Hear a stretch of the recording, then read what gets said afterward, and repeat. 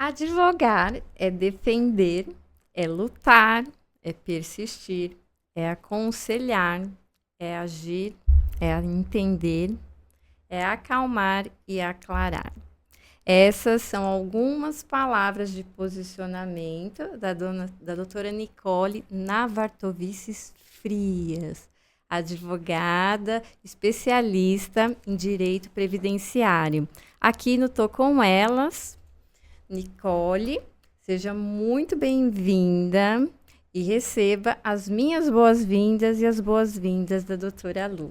Nicole, um prazerzão ter você aqui com a gente, para a gente conversar um pouco sobre suas experiências, sobre o seu profissional também, né? E saber um pouco mais, conhecer um pouco mais de você. Seja muito bem-vinda, Nicole. Oi, gente, eu tô um pouco nervosa.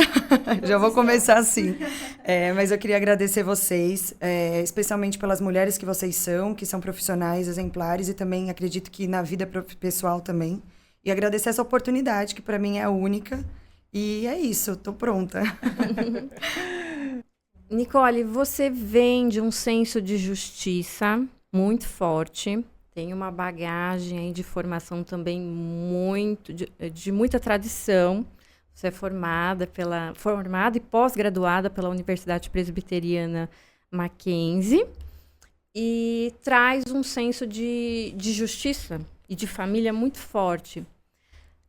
A parte de força, de segurança dos Navartovices, a parte de franqueza, persistência e perseverança dos Frias. Isso foi decisivo para que você decidisse pelo direito previdenciário? Eu acho que sim. Na verdade, foi decisivo.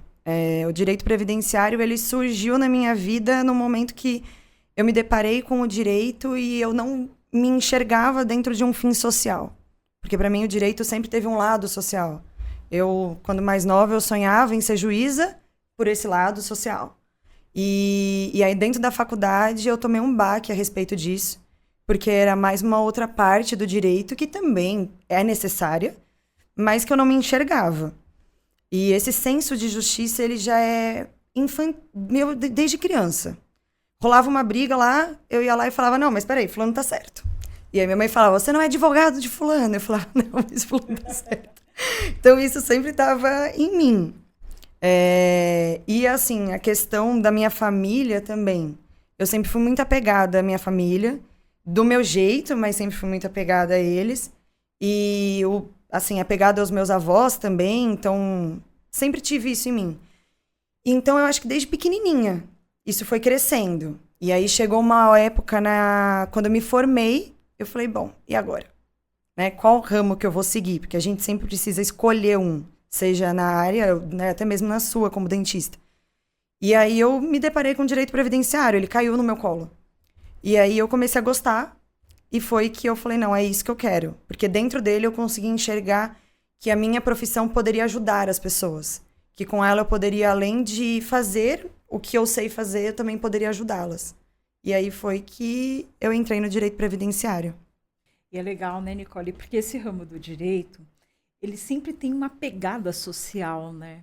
Então, para gente que estuda, que conhece o direito ali, né, nas literaturas, nas doutrinas, no papel, a gente sempre tem aquela coisa, né? Vou fazer a justiça, né? A gente fala isso, né? E depois, quando a gente sai, a gente percebe que o direito não é bem assim. No papel, ele é muito poético, né? Na prática, ele já é um pouco mais burocrático e a gente tem que lidar com essas diferenças, né? E aí a gente olha para Nicole, né? Olha o rostinho dela, a menina. Aí ela começa a falar, ela abre a boca dela para falar. Aí você percebe uma força que vem de não sei da onde e uma segurança no que você fala que é muito bacana. E isso para quem trabalha fazendo o que você faz, principalmente nesse lado mais voltado para a área previdenciária, que é uma área tão confusa, tão, assim, não é confusa, ela é complexa e extremamente burocrática. E ela vai para aqueles que mais precisam, né?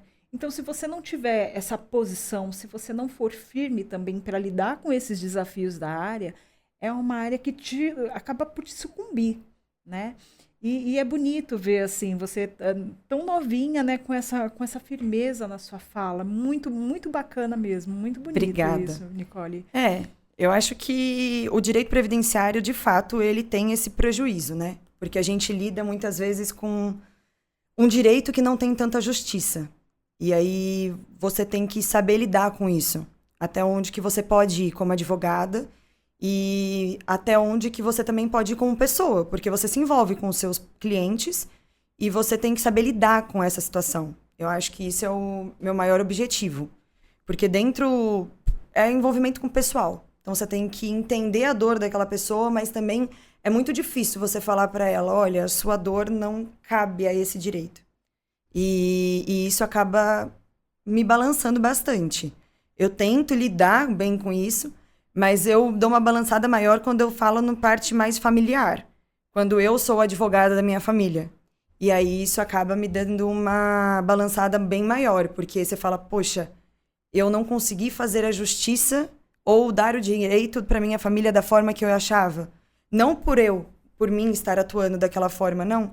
Muitas vezes por conta até mesmo do INSS, que infelizmente acaba julgando os benefícios de forma indevida, nega o que não é para ser negado, e aí vai dando uma atrasada naquele direito daquela pessoa. Esse eu acho que é o meu maior impasse dentro da advocacia. Não é, eu falei que era a relação pessoal, mas eu acho que essa faz parte junto com a relação com o INSS. Ele acaba adiando, né, algo que é totalmente direito, é totalmente justo. E a gente tem que saber lidar com isso. Lidar como acho que eu vou ser uma eterna aprendiz disso, né? Para não ficar um pouco, assim, triste com as escolhas feitas. Esse é o dia a dia, né? Nicole, dentre os seus maiores sensos de justiça, olhando suas redes sociais, você vê que eu destrinchei a sua vida. Ela estuda bem. A Nicole tem uma rede social muito interessante porque ela mescla exatamente esse lado família e o lado profissional. Isso é visível no seu posicionamento, que tem advogada muito competente, mas tem um ser humano que sabe ouvir, que eu acho que na área do direito, né, Lu, isso é imprescindível. Mas um ponto que eu queria chamar a atenção é do seu senso de justiça, é muito visível o seu respeito e a sua dedicação à inclusão.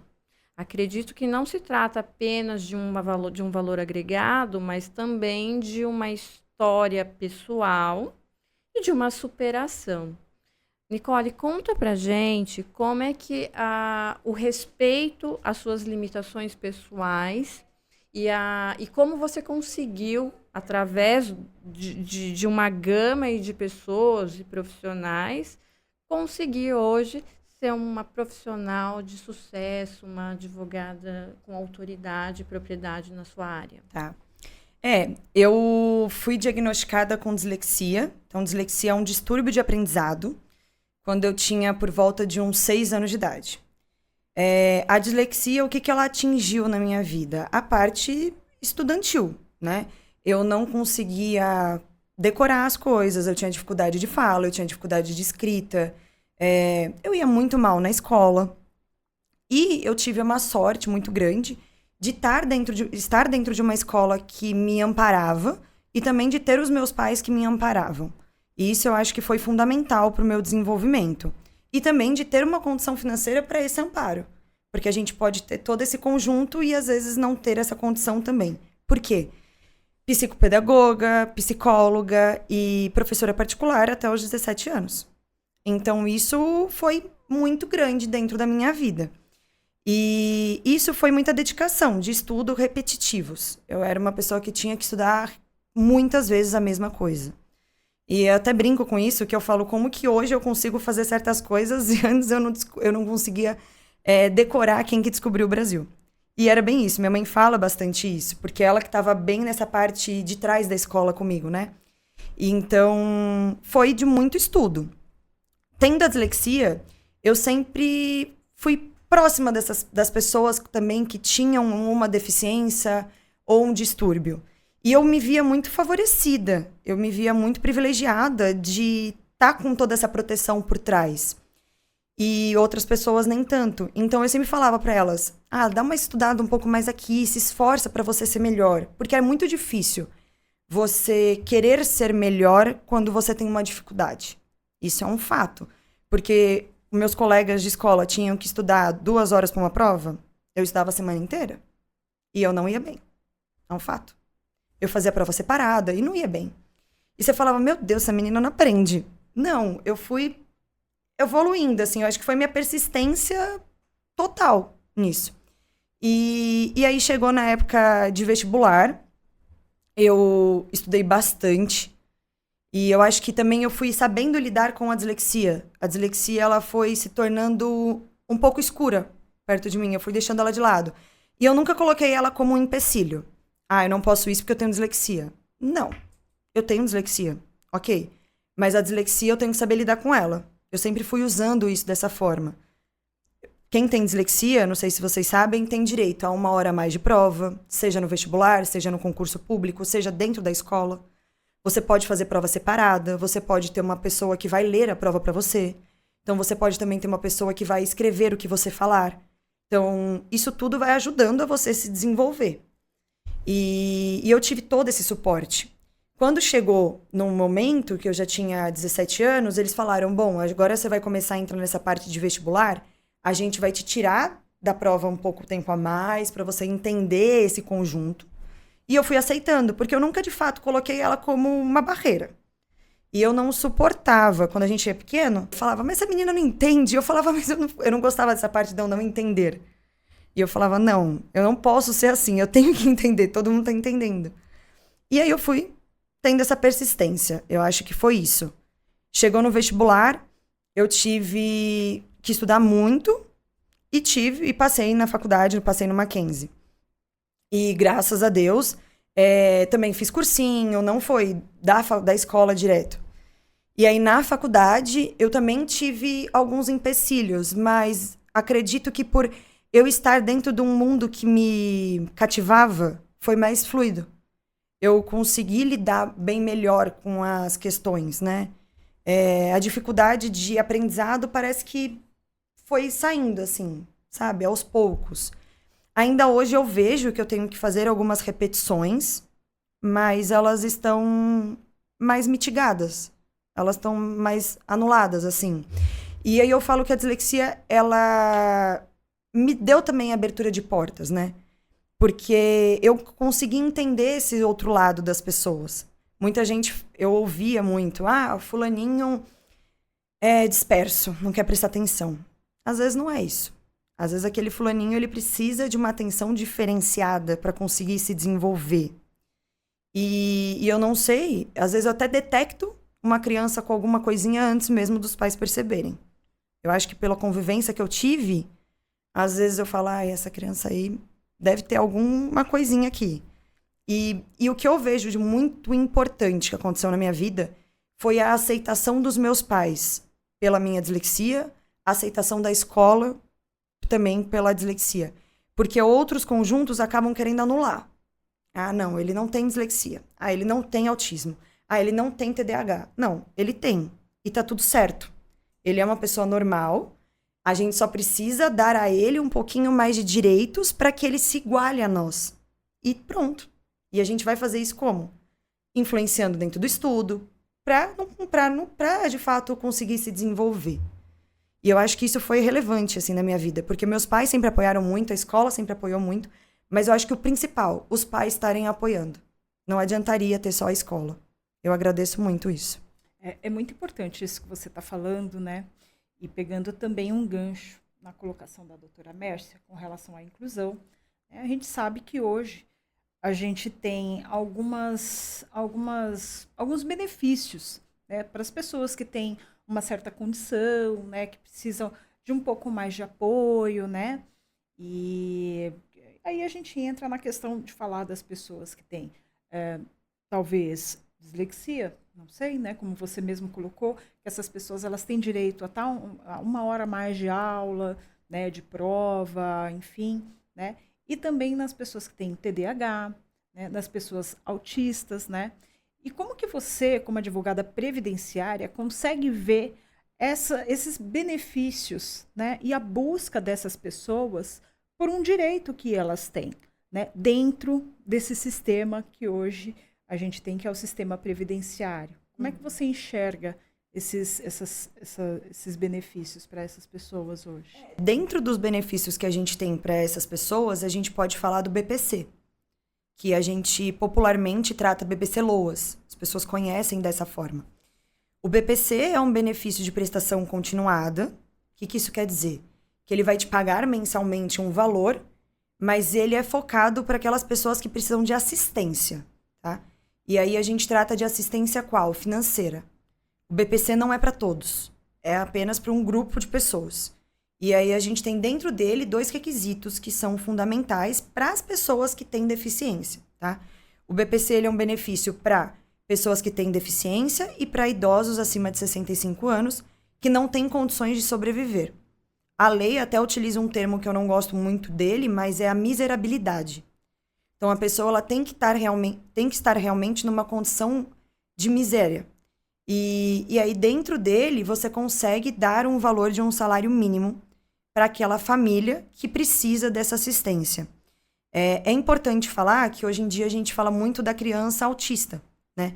Que a criança autista, de fato, ela tem o direito de ter o BPC. Mas a gente precisa encaixar ela dentro desse requisito financeiro também. Ela não pode só ter o autismo. E o autismo dela não pode ser um autismo que não a incapacita. Apesar do benefício não ser para incapacidade, ele trata de deficiência. O que a gente trata como deficiência? A deficiência, ela pode ser física, sensorial, mental ou intelectual. E essa deficiência, ela tem que te atrapalhar no seu conjunto social. Então, ela tem que te prejudicar a longo prazo. Então, ela não pode ser uma deficiência a curto prazo. E aí, de deficiência, a gente pode atingir muitas pessoas que são deficientes e que estão afetadas. Então, o autista é um deles.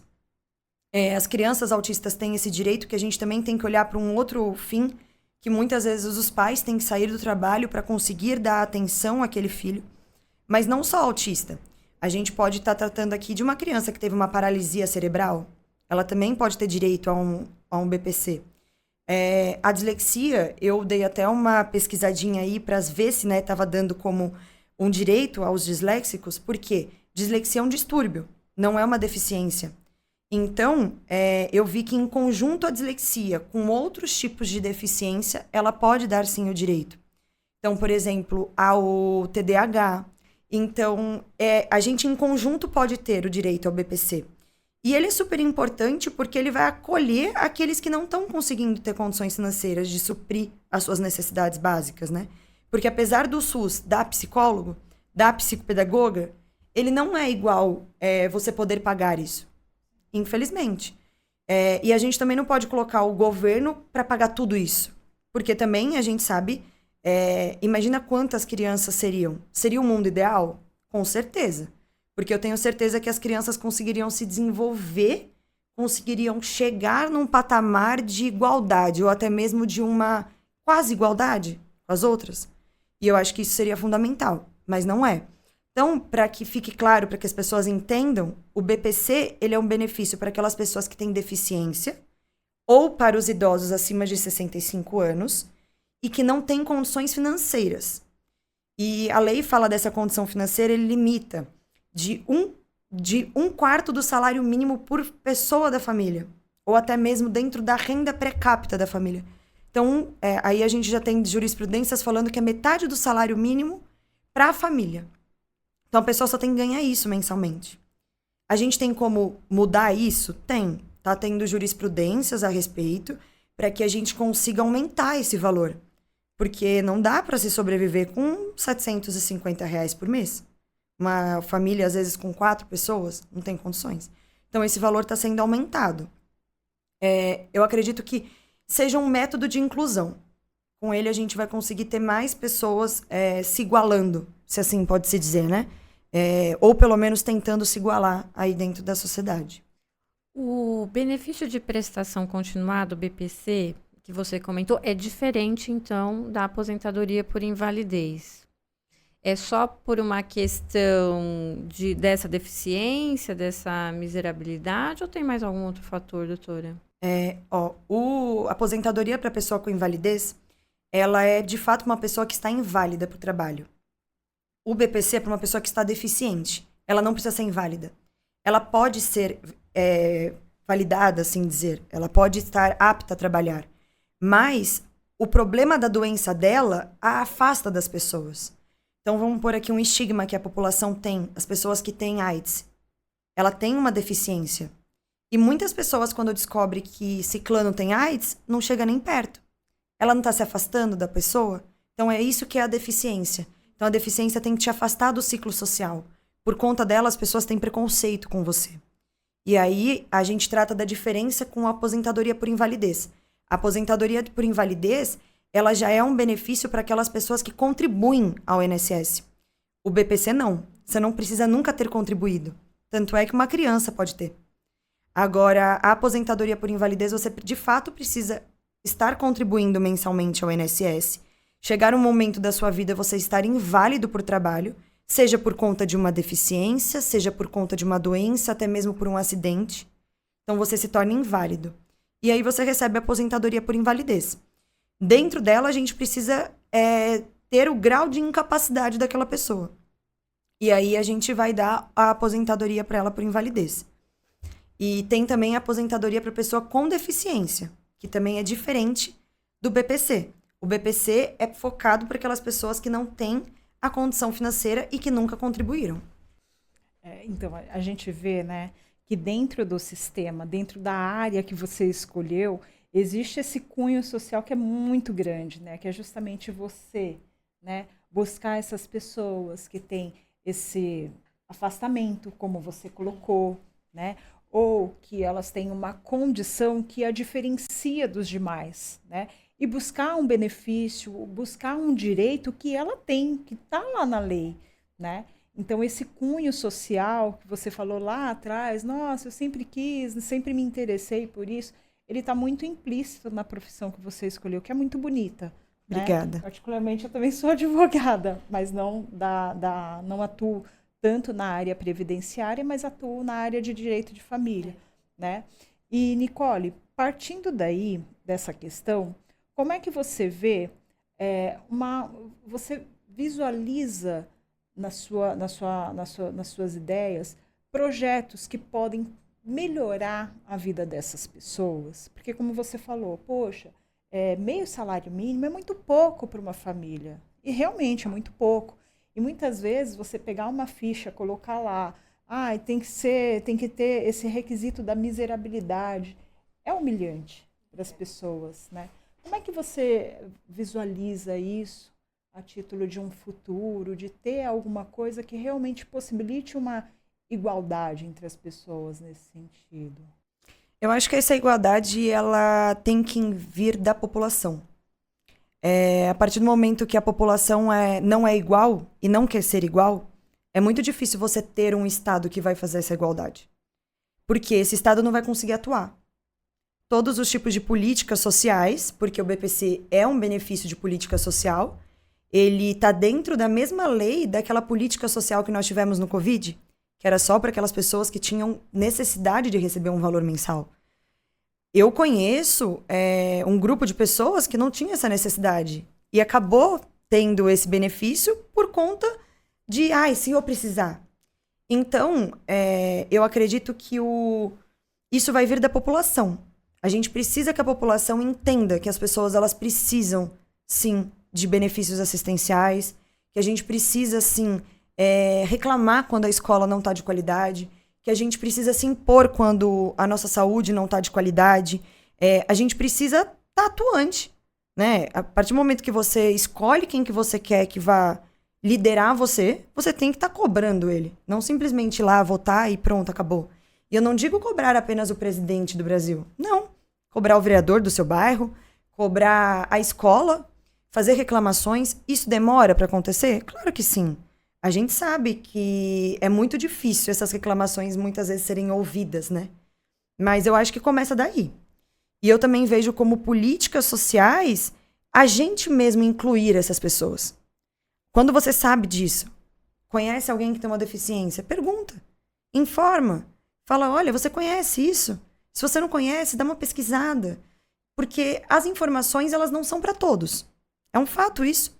Se a gente está falando de pessoas que recebem metade de um salário mínimo dentro de uma casa familiar, você acha que essas pessoas vão ter a internet para saber, para ouvir, ou até mesmo para ler alguma coisa informando? Não. Então eu acho que basta... Começa assim, sabe? Eu acho que é demorado, não sei também se é a solução, mas eu acho que começa assim, da gente fazendo um pouquinho, dando essas assistências para aqueles que precisam, ou até mesmo com pequena informação. No final do ano, a OAB São Paulo, ela faz um trabalho de voluntários lá na Sé. E a gente fica com uma tenda prestando assistência para as pessoas. E quase ninguém sabe. As pessoas, elas não sabem até mesmo a aposentadoria delas. E o direito previdenciário, ele é um direito de todos. Ele não é igual a doutora falou, que apenas, né, por exemplo, a parte familiar. Às vezes, quem vai fazer um inventário é só quem teve, de fato, um bem que deixou para alguém. Não. O previdenciário, se você contribuiu à previdência, você tem direito a uma aposentadoria. Seja ela uma aposentadoria por idade, por tempo de contribuição, ou uma aposentadoria por invalidez. Se você não tem direito a uma aposentadoria por invalidez, você tem direito a um auxílio doença. E isso a gente não sabe. Por que a gente não sabe? Porque talvez a gente não tenha instrução para saber por onde procurar.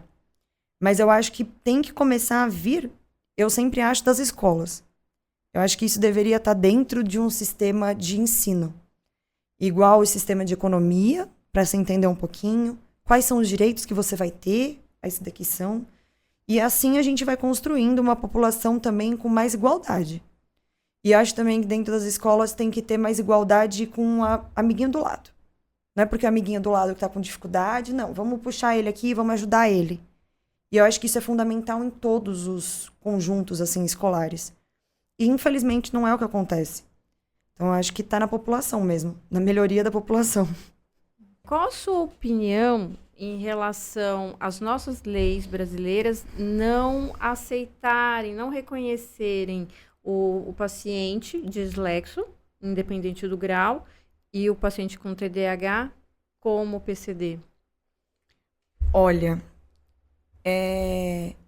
eu acho que quando a gente trata da lei da dislexia e do TDAH, tem leis específicas para essas categorias de distúrbios. Eu acho que essa parte de diagnosticar se é uma deficiência, se é um distúrbio, é mais uma parte da medicina. Eu acho que eles tratam como deficiência aquilo que afeta neurologicamente alguma coisa. E acredito eu que essa parte eu acho que eu não vou nem saber responder, assim, o porquê que a deficiência, sabe, por que um é deficiência e outro é distúrbio. Por que um teria direito ou não? Seria algo mais relacionado a um diagnóstico médico? Eu acho que sim. Acho que talvez da neuromedicina, enfim, como ela mesma colocou, até porque, e aí talvez a Nicole vai concordar comigo, a gente tem um sistema, que é o próprio sistema previdenciário, no caso dos peritos, que eles não têm uma análise tão profunda a esse ponto, né, Nicole? Então, muitas vezes peca ali na concessão do próprio benefício por não estar tão aprofundado, por ser um pouco mais vago, porque na própria perícia, né, chega a ser bizarro, você vai para uma perícia, ele mal te olha, né? O perito ele mal te olha, ele mal presta atenção no que você está falando, né? Então acho que isso também é um problema nessa identificação. Então talvez um relatório mais preciso de um médico, um neuropsiquiatra, que seja mais aprofundado fazendo essas diferenciações. Sim. Não é isso, Nicole? Porque quando a gente tem o autismo, tem graus de autismo. A gente tem crianças com autismo que conseguem se comunicar. E a gente tem crianças com autismo que não conseguem se comunicar. É igual a dislexia, igual ao TDAH. A gente tem crianças que têm tanta hiperatividade que elas não vão se comunicar de jeito nenhum. Isso vai interferir na vida delas? É óbvio. É igual a dislexia.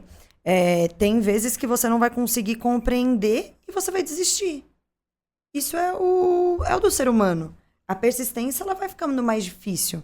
Então, e a gente está, né, nessa parte também de perícias que é muito delicada. Eu tenho relato assim de clientes que o perito ia examinar o joelho e examinou de calça. Imagina para a gente identificar um distúrbio ou uma deficiência mental. Porque não deixa de ser uma deficiência intelectual. Como que eles vão conseguir fazer essa detecção dessa forma que eles estão tratando?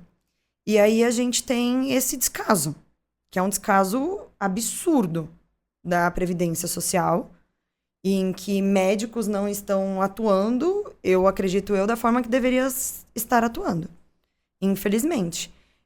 E a gente trata disso. Quando a gente trata da perícia do BPC, ela tem que ser uma perícia realizada por assistente social e uma perícia realizada por médico. E junto com os laudos particulares também trazidos pela parte. E nessa parte da assistência social é que ela vai identificar se aquela criança ou aquele adulto tem uma sociabilização, se ela consegue falar, o quanto que ela fala, ela consegue ser compreendida, o quanto que ela fala, ela vai ter um estigma social. Então, isso tudo quem faz é a parte da assistência social. O médico, ele vai trazer se aquilo é uma doença ou não. E aí que a gente trata também que a dislexia ou até mesmo o TDAH, dá para ter o BPC? Dá. Porque você pode tratar ele como uma deficiência a depender daquele grau de dislexia, depender daquele grau de TDAH. Porque a gente tem crianças com TDAH que não falam. E o porquê que não falam? Porque elas demoraram para se desenvolver também. E aí não teve todo aquele suporte antes também. Então, acredito que nessas duas vertentes a gente também consiga ter o benefício. E isso que a doutora Lu falou de fato. A gente tem um grande problema dentro das perícias, que entristece muito. Principalmente eu me pego pensando nessas pessoas que já estão com um problema que é miserável, né? Elas já são totalmente deixadas de lado por esse fato. E aí depois elas têm uma deficiência, que aí ela também já vai ser deixada de lado também. E aí você vai para uma perícia que o perito não olha para você. Como que fica? Sendo que o perito, ele tem uma função, ele não tá lá como médico, ele tá lá como Estado, né? Quando ele é perito do INSS, ele tá atuando também como um Estado. Ele tá atuando para, de fato, fazer o justo. Ele não pode dar benefício para quem não tem direito. Mas ele tem que fazer uma consulta da forma que tem que ser feita, né? Infelizmente, não acontece. Isso é muito grave, né? Porque a gente vê pessoas que realmente necessitam, né? Muitas vezes pais que estão ali na luta com os seus filhos, né?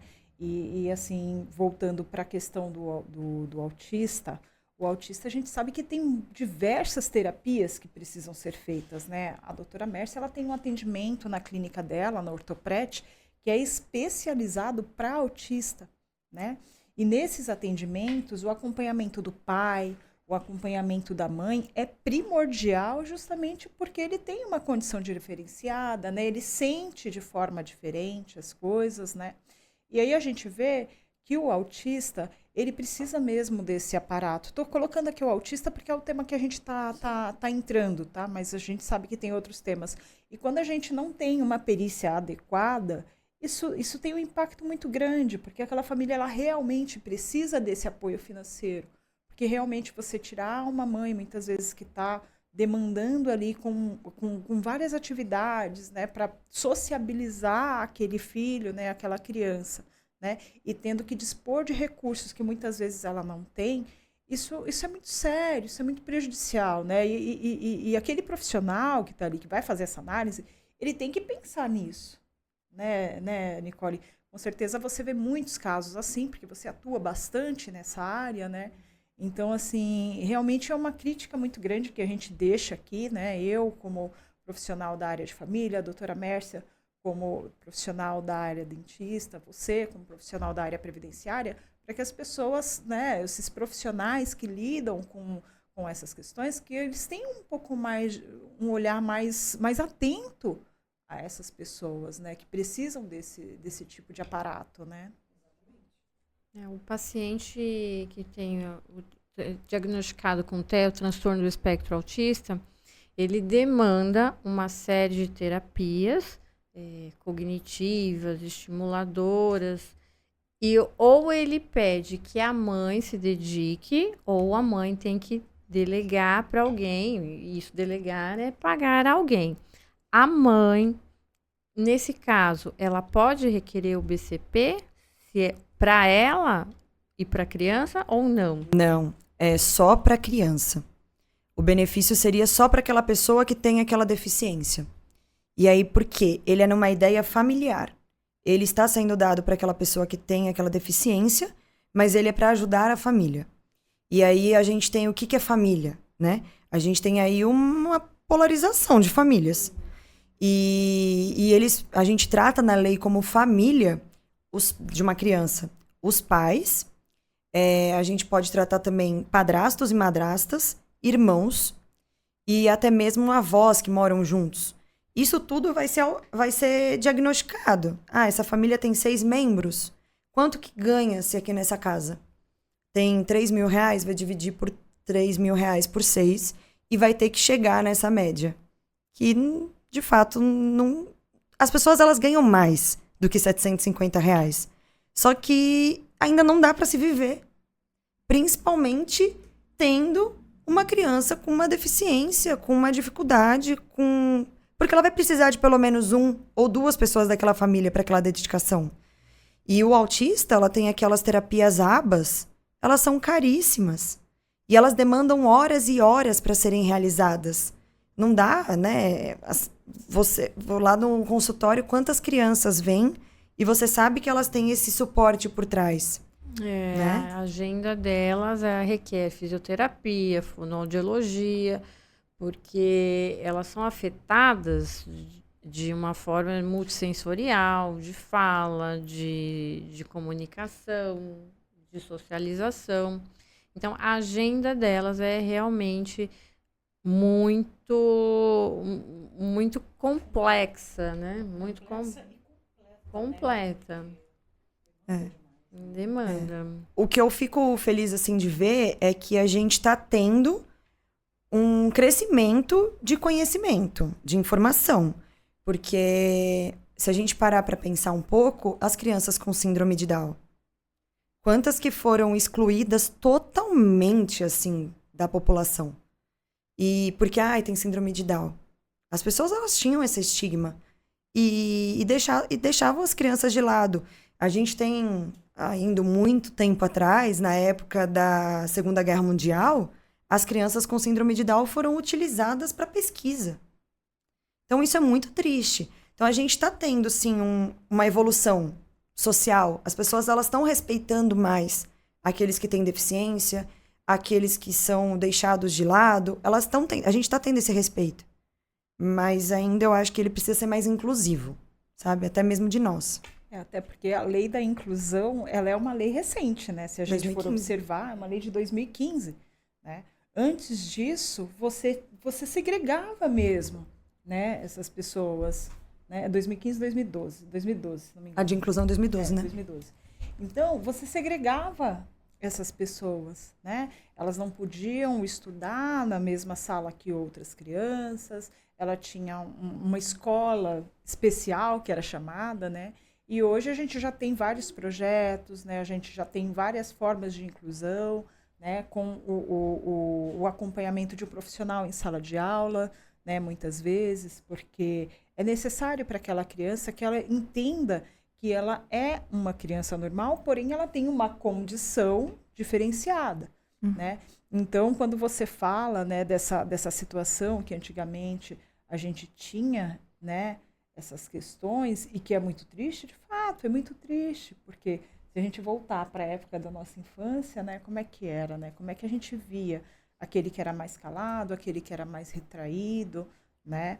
Então, acho que isso é uma questão da evolução da nossa própria sociedade também, né? E com a pressão em cima, né, dos nossos governantes, como você falou, cobrar um vereador, cobrar um deputado, cobrar... A escola, a exatamente. diretora da escola, Sim. né? Exatamente. Sim. Eu, com a dislexia, eu já ouvi de professores que eu não queria prestar atenção. E não era, de fato, isso que estava acontecendo. Ou que, ela senta na janela e por isso que ela não entende. Não, eu nem sentava na janela. E então, e se a dislexia, a gente trata isso como um distúrbio, então quer dizer que ela é menor, né, de grau, assim, de prejuízo do que um autista, imagina só o autista, a criança com síndrome de Down. Como que a gente faz nesse conjunto? Então, a escola é fundamental.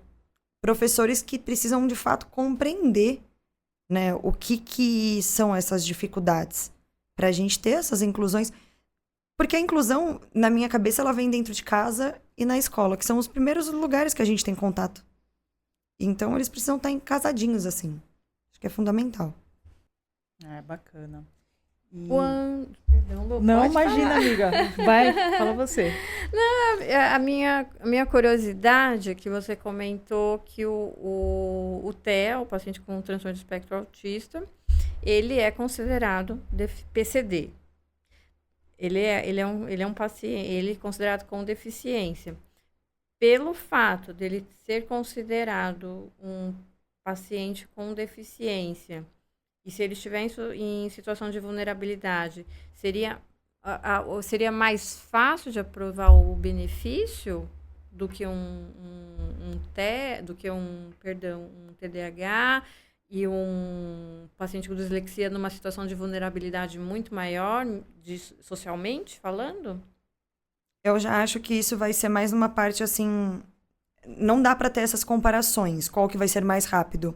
Porque por trás das concessões tem pessoas que vão lidar cada um de uma forma. O que a gente precisa entender é que a deficiência... O que é a deficiência? Então, a deficiência é um impedimento de longo prazo de uma pessoa que tem prejuízos na parte física, intelectual, mental ou física, mental, intelectual, sensorial. Então, se aquela pessoa tem o autismo, e aí, então a deficiência dela vai ser uma deficiência intelectual. Se a pessoa tem dislexia, também vai ter uma deficiência intelectual, um distúrbio intelectual. Vai ter o TDAH, um distúrbio também? Eu entendo que sim, que se for só uma dislexia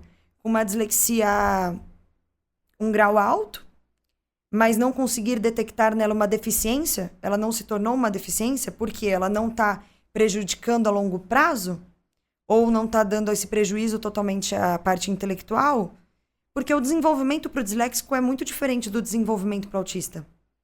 O autista, de fato, ele precisa de mais uma atenção e de mais um cuidado do que o disléxico. Então, porque o disléxico consegue se desenvolver muitas vezes, ele vai falar, ele vai se comunicar, ele vai dizer o que ele gosta, e a gente sabe que muitos autistas não. Então, de fato, eu acredito que sim, porque o autismo ele vai estar englobado ali dentro de uma deficiência intelectual. Já o disléxico, o TDAH, não, nem sempre. Porque aquele distúrbio não vai ter se tornado, muitas vezes, uma deficiência intelectual. Me fiz clara? Sim. É que, às vezes, a gente tem uma certa dificuldade, né? Porque, por exemplo, que nem aquele nosso episódio que a gente fez com a doutora Fernanda Verdegai, e ela explica mesmo essa questão da diferença, né, do autismo para o TDAH, e que muitas vezes o autista ele tem TDAH, né, e que muitas vezes ele não é autista, ele só tem TDAH, né? Então acaba gerando uma similaridade, mas com suas especificidades, né? E particularidades também, né? Exatamente. Então, às vezes isso fica um pouco complicado das pessoas entenderem, né? A nossa própria legislação, talvez regulamentar isso de uma forma mais detalhada, né? Mais abrangente até, porque essas pessoas, todas elas tendo as suas diferenças, elas precisam de um apoio, né? Quando você fala que lá atrás você teve todo um suporte, né, que foi importante para que hoje você estivesse nessa posição, você estivesse trabalhando com o que você trabalha, né, que além de ter sido difícil, mas você teve um suporte lá atrás, né, porque você teve uma estrutura não só familiar, social e financeira para poder bancar tudo isso também, né? O que muitas famílias hoje não têm, né? É realmente doído, né? É complicado. E assim, eu vejo na clínica pessoas que vêm de longe, de condições financeiras, mas que relatam que não foram atendidas, não foram sequer olhadas.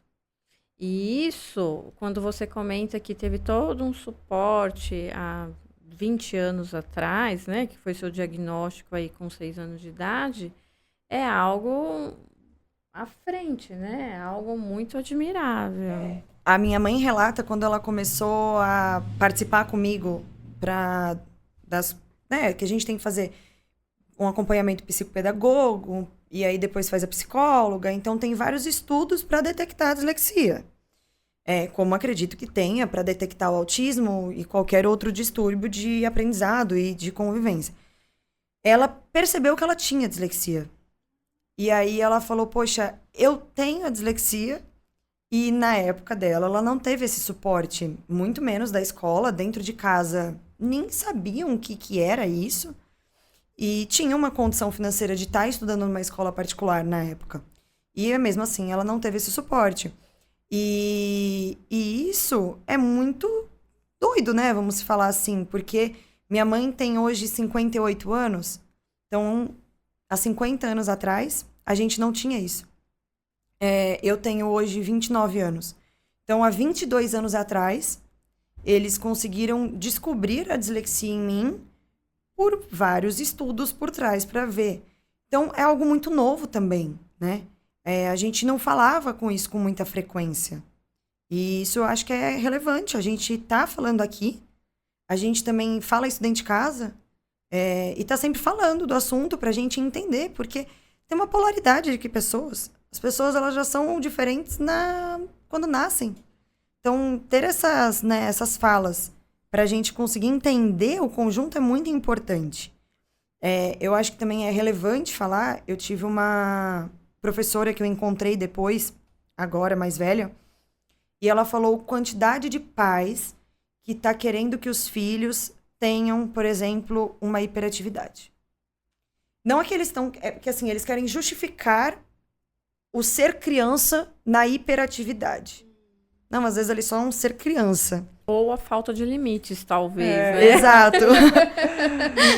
Exatamente. A falta de comprometimento dos pais em dar limites está procurando diagnóstico na medicina. Exatamente. E essa professora disse que passa por muito isso. Que pais chegam lá e falam, não, mas ele tem hiperatividade. E essa professora, ela tem anos de carreira. E ela fala, não tem. Eu sei o que é uma criança hiperativa, né? O que é a vivência. A gente sabe que a vivência traz muita experiência e ela vai te dar, né, esse suporte para você também. Tudo bem, você não é o profissional adequado para diagnosticar, mas é de lá que vem esses diagnósticos, né? É na escola. Que a escola percebe que aquela criança não é igual aos outros amiguinhos e fala, olha, pai, vai atrás desse diagnóstico. Então, a gente tem um lado de pessoas que não querem falar do assunto, porque não sei se tem uma vergonha, um preconceito do seu filho ser diferente. E também tem aquele outro lado, daqueles pais que querem que o filho seja diferente para dar um pouquinho, se eximir. E isso é muito preocupante também, né? A gente também tem que saber isso, porque não dá para você começar a dar remédio para uma criança sem essa necessidade. Eu nunca tomei remédio para concentração, porque eu tenho a dislexia junto com a hiperatividade, TDA, né? Falta de atenção. E aí, eu nunca tomei o remédio. Mas por quê? Porque era muito incisivo dentro da minha casa. Os tratamentos, eles eram, sabe, rotineiros. Minha mãe falava, eu não quero, talvez ela vai ficar viciada nesse medicamento. Não dá pra gente fazer mais horas de estudo? E não é que eu ia pra uma professora particular fazer essas horas de estudo. Era dentro de casa. Então, dentro de casa, minha mãe, Nicole, agora tem que estudar. E era horas e horas de estudo pra conseguir a compreensão. Então, não adianta também a gente só jogar na escola e achar que a escola vai resolver os problemas, que não vai. Mas o problema da terceirização da educação, a gente vê isso o tempo inteiro, né? Muitos pais, eles acabam jogando o filho para a escola e a escola que eduque. E não é assim, né? Porque a educação, ela começa em casa, né? A escola é só um complemento. E aí, pegando o gancho do que você falou, que eu acho que daqui a pouco a doutora Mércia também vai fazer um comentário a respeito, é a questão de que muitos pais, né, insistem que o filho tenha um determinado diagnóstico porque querem esse diagnóstico, porque acreditam nisso, E aí, voltando para a questão do benefício, porque também querem um benefício. Com certeza. Não é isso? Já certeza. Teve algum conhecimento de caso assim, Nicole? A gente vê esses conhecimentos quando a gente pega jurisprudências. Eu nunca passei por isso. Mas quando a gente vai para jurisprudências, óbvio que a gente pode ter tido um erro, né, médico, mas a gente descobre muito a questão financeira. De pessoas que têm uma condição financeira, não é das melhores, eu não estou falando que ela é rica, mas que a família tem uma condição financeira que o pai consegue ganhar um salário. E essa pessoa acaba pedindo benefício. Então tem esse lado também que é muito preocupante. Por isso que talvez o benefício seja tão rigoroso. Você tem que fazer uma perícia, você tem que fazer uma perícia social, assistente social vai até a casa para verificar se está dentro das condições financeiras. Porque não daria para, infelizmente, não dá para dar esse benefício para todos. Infelizmente. E a gente passa por isso também. Pessoas que escondem, né? E às vezes tenta ludibriar aí de todas as formas. Isso é feito uma perícia a cada tempo? Ou ele é vitalício, conquistado, é um direito adquirido? Não, não é um direito adquirido. Ele dura 2 anos, né? E aí, depois de 2 anos, realiza-se toda aquela perícia novamente. É mais para uma parte, da parte da deficiência, né? O idoso também, acima de 65 anos, ele vai ficar cada vez mais velho. Mas é mais pela parte financeira, para ver se não teve aí um valor maior a receber dentro daquela casa. Então ele faz. Até para saber, né, se dentro daquele grupo que foi declarado, porque essas pessoas elas preenchem um formulário, né, Nicole? Elas têm que ser cadastradas no CAD único, que se cadastra no CRAS, porque geralmente são as pessoas que vão receber um benefício também, outro benefício assistencial, um salário família. Então, são pessoas que estão envolvidas nesse grupo financeiro mais prejudicial e elas precisam estar cadastradas no CRAS. E elas precisam estar cadastradas há pelo menos 1 ano aí. Não pode ser um cadastro recente e logo vai pedir o benefício. Eles também olham essa parte. E caso o benefício de prestação continuada seja negado, qual é o melhor caminho? Recorrer para o INSS ou entrar com uma ação judicial? Hoje a gente está tendo o melhor caminho, o recurso dentro numa ação judicial. O recurso do INSS, ele é um bom caminho também, porque não é o INSS que vai julgá-lo. A gente tem um grupo que chama Junta de Recursos que faz esse julgamento. E não são funcionários da INSS, né? A gente pode estar achando, eu vou recorrer de novo para o INSS, eles vão negar. Não necessariamente. Porque essa junta é formada por muitos advogados que acabam se afastando da função de advogado e atua dentro do INSS para dar esses benefícios. Mas a jurisprudência está mais favorável hoje em dia. Ela está sendo mais favorável do que a própria junta de recursos. Porque eles não têm que ter os mesmos julgados. E aí e também a justiça está um pouquinho mais rápida. Em alguns estados, né? Em algumas localidades a justiça está um pouquinho mais rápida. Um pouquinho mais rápida, né, Nicole? E dentro da justiça a gente consegue pedir, às vezes, uma audiência. A gente tem um pouquinho mais de contato. A junta de recursos, não. Verdade. E, Nicole, hoje, né, você, né, como advogada, atuante preferencialmente, né, na área de direito previdenciário, né, com concessões de benefícios, aposentadorias, né? Eu acredito que quando a gente fala para esse público, né, a gente sempre tem aqueles recadinhos importantes para essas pessoas, né? Olha, guarde as suas carteiras de trabalho, né? Se você contribuiu, qual o recado que você tem para passar para esse público, né, que está buscando uma aposentadoria, né, seja ela por idade, por tempo de contribuição, por incapacidade, né? Ou que busca até mesmo um benefício assistencial, porque muitas pessoas confundem também, né? Benefício assistencial e aposentadoria, são coisas completamente diferentes, né? Esclarece um pouquinho pra gente. Eu acho que é legal começar esclarecendo essa diferença de aposentadoria e benefício assistencial, tá? O benefício assistencial, o nome dele já diz, assistência. Ele está aqui para prestar uma assistência àqueles que necessitam. A aposentadoria, ela tem que ter a contribuição. Você precisa estar contribuindo ao INSS. E você pode fazer isso de várias formas. Uma delas é com a sua carteira de trabalho, com o seu registro. Outras é como você, facultativa, que a gente tem muitas donas de casa que nunca contribuíram ao INSS e elas podem contribuir. E elas teriam direito a uma aposentadoria quando o casal tivesse mais velho. Que isso ajudaria muito, porque muitas vezes a renda daquele esposo, ele fazia horas extras, então a renda é um pouquinho maior, quando vai aposentar cai. Então, se tem aquele valor daquela esposa, ajudaria demais. E também tem como contribuir como contribuinte individual. Nós aqui somos autônomas. A gente tem a obrigatoriedade de realizar a contribuição mensal, porque a gente é autônoma. Então, tem essas duas diferenças. Outra coisa, foi o que você falou. Guardar, pelo amor de Deus, a carteira de trabalho. Não joga fora a carteira de trabalho. A carteira digital não tem todas as informações da carteira de trabalho. A carteira digital não tem os salários antigos que você recebia. Vai procurar também quais são os seus direitos. Não fique esperando só sua aposentadoria por idade. Pode ser que você tenha direito a uma aposentadoria de regra de 100%, que valida dentro dela o tempo de contribuição. Então, a carteira de trabalho, por que guardar? Né? As pessoas falam, mas tá tudo no INSS. Não.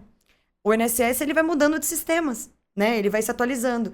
E a gente teve uma atualização em que perdeu os períodos da carteira de trabalho. Imagina se não tem a carteira de trabalho para provar.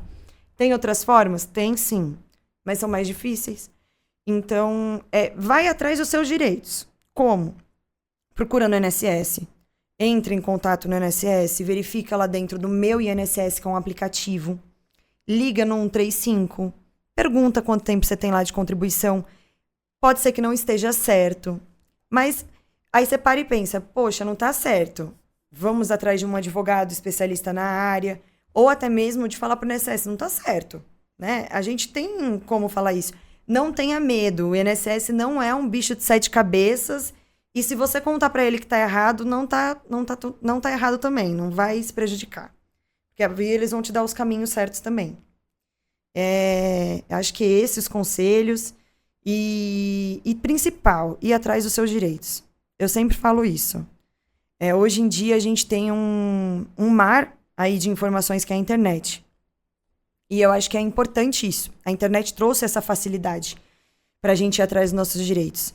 E eu acho que é o fundamental. As pessoas irem atrás dos direitos. E eu lembrei de um aqui que eu acho que é primordial. Pedir o PPP, né? É algo que as pessoas não pedem para as empresas. O que é o PPP?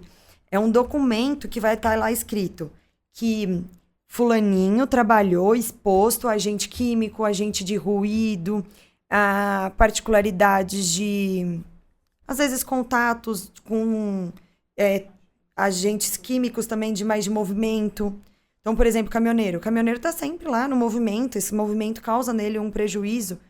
E o PPP vai fazer com que você talvez tenha direito a um benefício um pouquinho antes. Mas se você sair da empresa e essa empresa, de repente, fechou, já era o PPP. Então, pergunta para o seu patrão, eu tenho direito ao PPP? E pronto. Ele vai saber se você tem, e eu espero que ele tenha boa fé também de te dar o PPP se você tiver direito a ele. E se ele não souber, consultar um advogado previdenciário de confiança, que eu acho importante, que a gente começou o podcast num bate-papo informal, são os falsos golpes aí de redes sociais, que muitas vezes por uma chamada, algo chamativo, você acaba caindo num golpe, né, doutora? Sim, com certeza. Não cai em qualquer tipo de golpe, não deposita dinheiro para as pessoas, assim, o seu benefício vai ser concedido antes. Mentira. Seu benefício não vai ser concedido antes. Seu benefício é concedido apenas quando o INSS quer que ele seja concedido. E tem por trás um sistema. A gente precisa entender que quando a gente faz o pedido para o INSS, ele vai para um servidor, que é o funcionário do INSS, e essa pessoa vai analisar o seu direito. E não tem como você fazer esse servidor dar antes do seu benefício. A gente tem uma fila. Então, não cai nesse tipo de golpe. Pagar o honorário é devido? Claro. Mas não antecipe coisas que não... O que eu quero dizer assim, é que tem gente que vai confundir aqui comigo. Eu tô falando de não antecipar, mas às vezes a pessoa tá te cobrando pelo serviço dela. Mas se ela falar pra você, me dá o valor aqui X, que eu vou conseguir antes o benefício. Mentira. Não. E também não minta.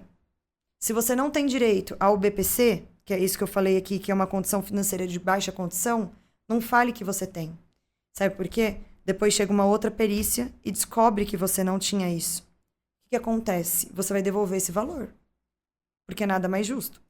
A gente mentiu a respeito de algo. Então também não minta para querer ganhar algo que você não tem direito. Ele é fechadinho. Por quê? Porque é de fato para um grupo de pessoas. Eu acho que é isso.